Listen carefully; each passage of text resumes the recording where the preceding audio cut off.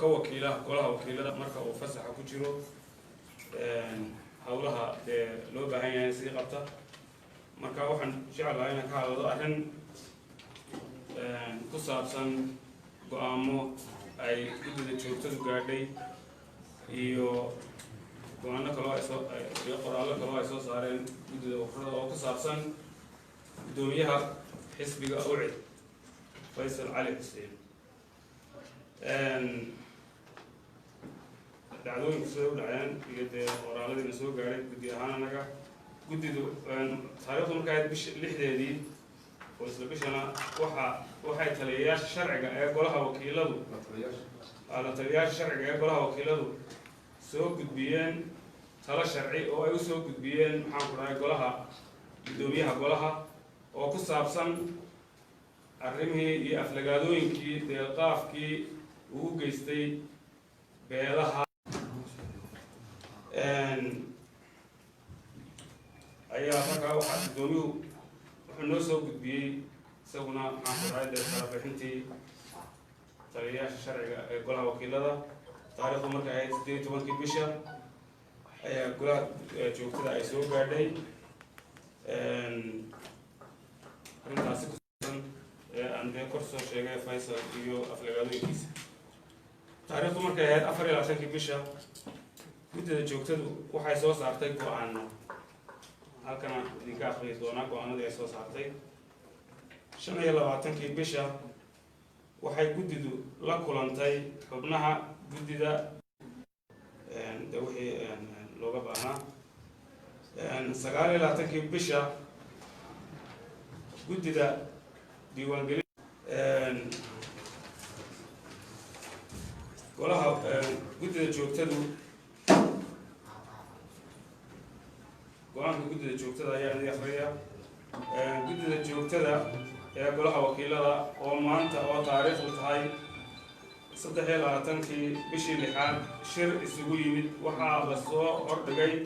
qoraalka guddoomiyaha golaha wakiilada ee ku taariikhaysnaa 18 bisha oo uu ku lifaaqan yahay qoraalka ku taariikhaysan 6 bisha ee la taliyayaasha sharciga ee golaha wakiilada oo u qoran sida kadib markaanu aragnay qodobka labaad faqradda koowaad ee xeerka jinsiyadda xeer lambar 9/2002 kadib markaanu raacnay qodobada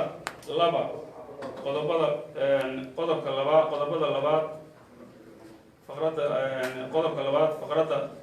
koowaad qodobka 8 faqradda labaad ee wax ka beddelka xeerka nidaamka ururada iyo axsaabta siyaasadeed ee xeer lambar 14/2001 kadib markaanu aragnay sharciga dabciga mas-uuliyadeed iyo karaamada dastuuriga ah ee uu leeyahay guddoomiyaha golaha wakiilada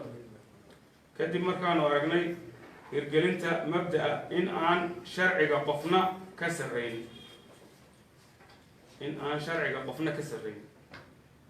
kadib markaanu derisnay hadalka ka soo yeedhay guddoomiyaha xisbiga UCID injineer Faysal Cali Waraabe waxaa noo caddaatay in guddoomiyaha xisbiga UCID injineer Faysal Cali Waraabe hadalkii uu ka jeediyey warbaahinta maxalliga ah taariikhdu markay ahayd 29 bishii 5/2020 in uu ku xadgudbay qodobada kor ku xusan oo faahfaahinteedu u dhigan tahay sidan guddoomiyuhu wuxuu ku xadgudbay karaamada iyo maamuuska dastuuriga ah ee guddoomiyaha golaha wakiilada Baashi Maxamed Faarax maadaama oo uu ku aflagaadeeyey tilmaamo iyo sifooyin meel ka dhac ah oo ka hor imanaya qodobka 93 faqradiisa 3 ee dastuurka Jamhuuriyadda Soomaaliland oo u dhigan sidan guddoomiyaha golaha wakiilada ayaa leh habmaamuuska saddexaad ee qaranka. guddoomiyuhu wuxuu ka hor yimid qodobka 8 faqradiisa 1 ee dastuurka Jamhuuriyadda Somaliland oo jideeyay sinaanta muwaadiniinta isla markaana u dhigan sidan: muwaadiniinta Somaliland iyadoon lagu kala saarayn midabka, qabiilka, dhalashada, luqadda, lab iyo dhadig, hantida, mudnaanta, afkaarta iyo wixii la mid waxay sharciga hortiisa ku leeyihiin xuquuq iyo waajibaad siman.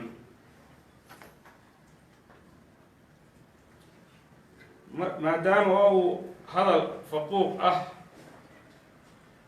oo wax u dhimaya sinaanta muwaadiniinta ka jeediyey warbaahinta,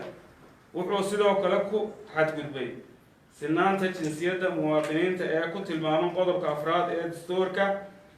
oo u dhigan sidan: qof kasta oo u dhashay Somaliland kana isiran dadkii deganaa dalka Somaliland 26 Juun 1960 iyo ka hor waxaa loo aqoonsanayaa muwaadin, isaga oo dadka ka soo jeeda gobolka Sool ku faquuqay in aanay ahayn dad muwaadiniin ah second citizens. wuxuu adeegsaday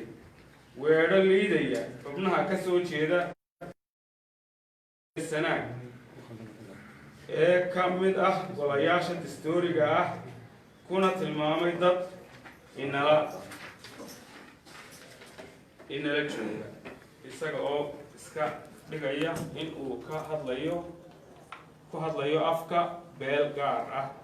oo ka sarreysa beelaha kale ee qarannimada gaar u leh oo isla jooga, taasoo ah fariin uu xilligan u dirayo cadowga, kuna farxad gelinayo isla cadowga. sidoo kale wuxuu ku gafay qodobka 2 faqradiisa 1 ee xeerka jinsiyadda xeer lambar 9/2002 oo u dhigan sidan: waxaa muwaadin dhalad Somaliland ah qof kasta oo uu dhalay aabbo ka isiran dadkii deganaa dhulka Somaliland 26 Juun ka hor. guddoomiyuhu wuxuu sidoo kale ku xadgudbay qodobka 2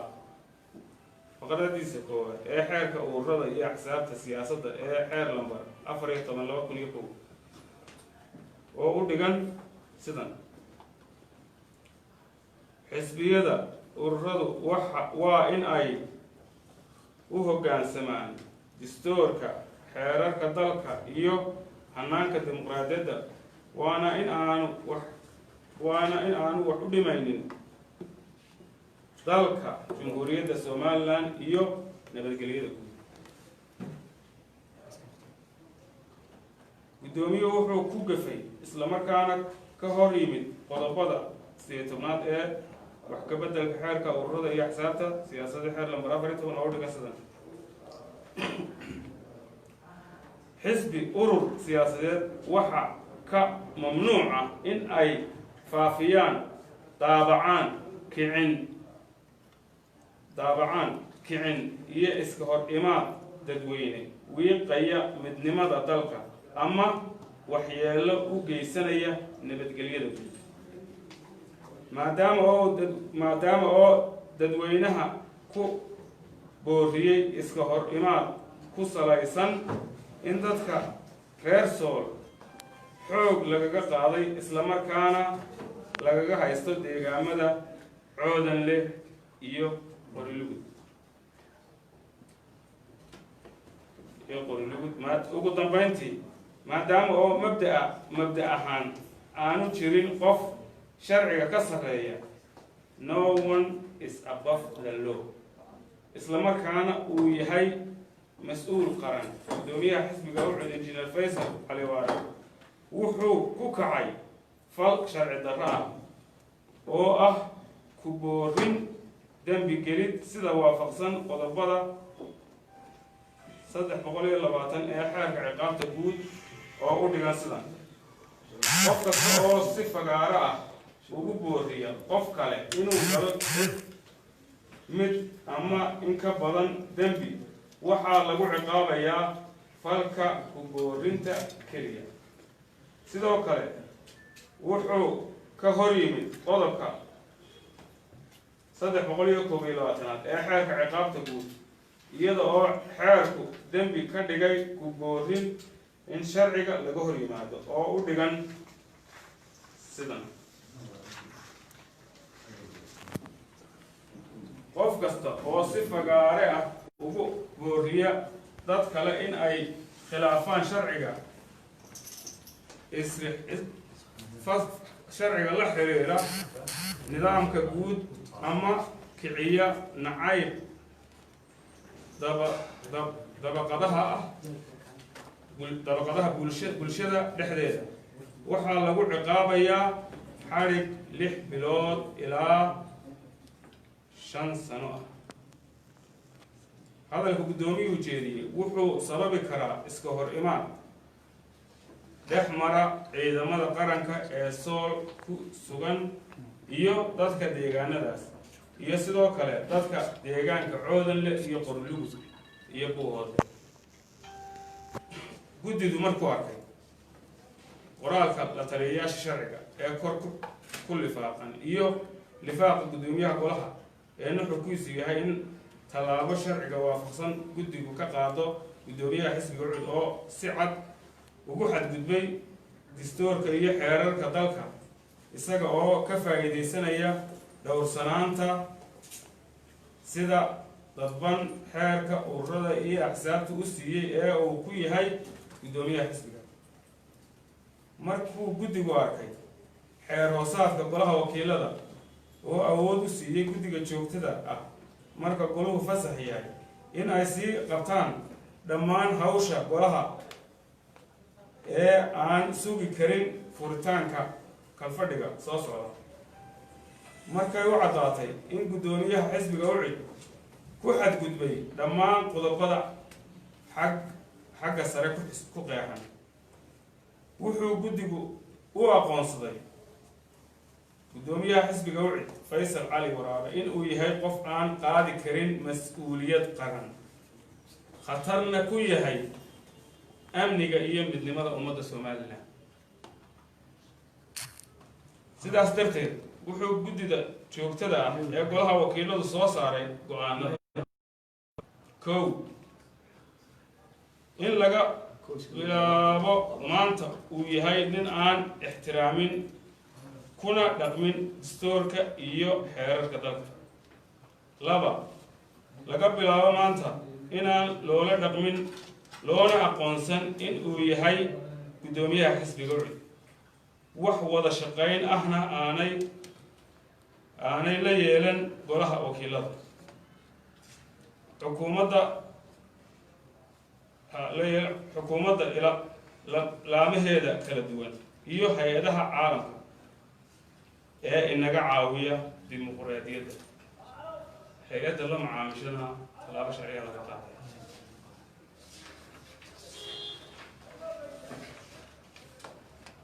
in guddiga diiwaangelinta ururada iyo ansixinta axsaabta qaranku ka qaado xasaanadda si looga qaado tallaabo sharciga waafaqsan Faysal Cali Waraabe oo baalmaray xeerarka kor ku tilmaamay. in xeer ilaaliyaha guud ee qaranku ku oogo dhammaan dembiyada ka dhashay hadalkii Faysal Cali Waraabe warbaahinta siiyey. halkan waa warqadii xubnaha guddida ururada diiwaangelinta ururada iyo axsaabta qaranku ay soo qotay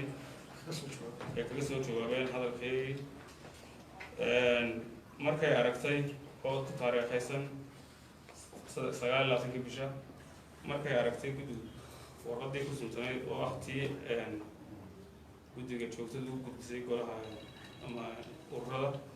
markay aragtay dastuurka jumhuuriyadda markay aragtay xeerka ururada ansixinta iyo xisaabta lambar 14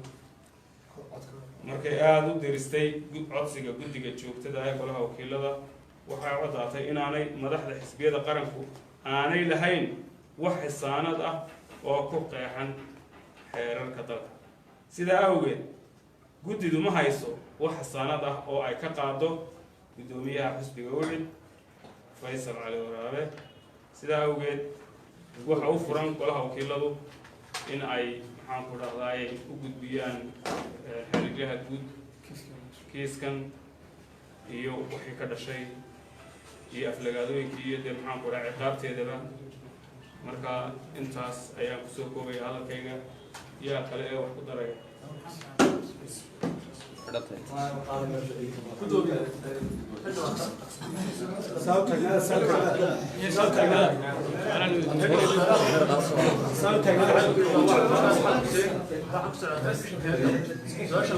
waxaad guddida diwaangelinta ururada ugu baaqday inay xasaanad ka qaadaan guddoomiyaha xisbiga ucid haddana waxaad leedahay iminka wax xasaanada oo uu leeyahay ma jirto haddaanu xasaanad ahayn waxaad guddida ka dalbanaysa laga qaadaya maxaa anagu guddida waxa maadaama iyagu ay ururada iyo axsaabta iyo xidhiidhada ururkii xeerka inay hayaan ayaanu tala waxay arrinkooga inay soo ayaan u gudbinay iyaguna waxay noo soo gudbiyeen inaanay xeerka ku qornayn wax dee xasaanadooda ay leeyihiin maadaama aan xasaanadba lahayn dee way u furan tahay maxaan ku cid walba oo dacwada oo wax xasaanad u leeyahay ma jirto haddiiba